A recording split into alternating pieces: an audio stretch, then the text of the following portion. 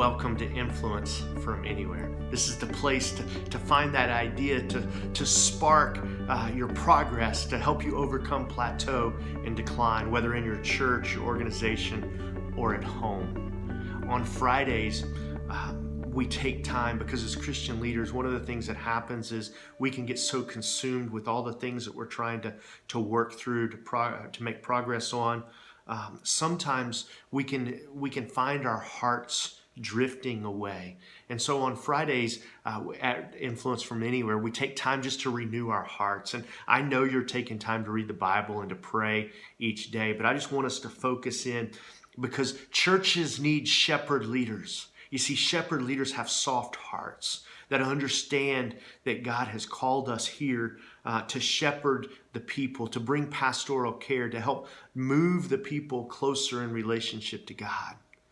But the shepherd leader also knows that we have to move forward. You see, the shepherd moves the sheep from green pasture to find water. They don't always want to go, and he has to lead them forward.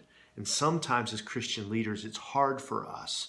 Our hearts can become calloused, not because we want them to, not because we plan them to, not because we wanted to drift, but because spiritual influence and leading a church, a ministry forward is so hard.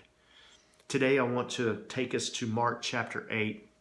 And in verse 27, Jesus is talking to his disciples. And this is a passage you've probably preached on, you've taught, you've done your devotions on. It says, "Now Jesus and his disciples went out to the towns of Caesarea Philippi.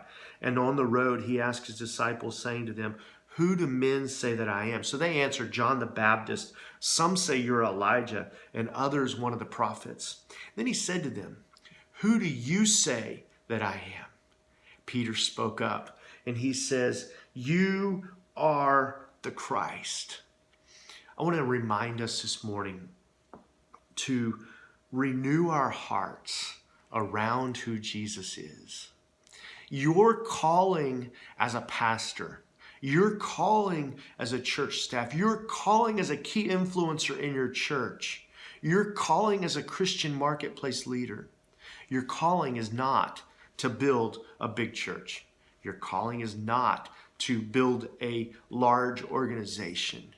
Your calling is to help people fall in love with Jesus. You see, we're called to his kingdom first. Jesus said, "Seek first his kingdom." You see, we've got to renew our minds to this statement, to this confession. You are the Christ. You're the Messiah. You are the chosen one. You are the one who gave your life on the cross. It's important for us as Christian leaders to remember who we follow. We follow Jesus, and he needs to reign completely in our hearts. Right now, in the season we're in, we need Christian leaders who are renewing their hearts and are passionately wanting to follow Jesus and see others fall in love with him too. So today, I want you to take a few moments to pray. I want you to listen to the song that we have attached. I want you just to spend some time meditating on this statement that Peter said many years ago. Who do you say that I am? You are the Christ.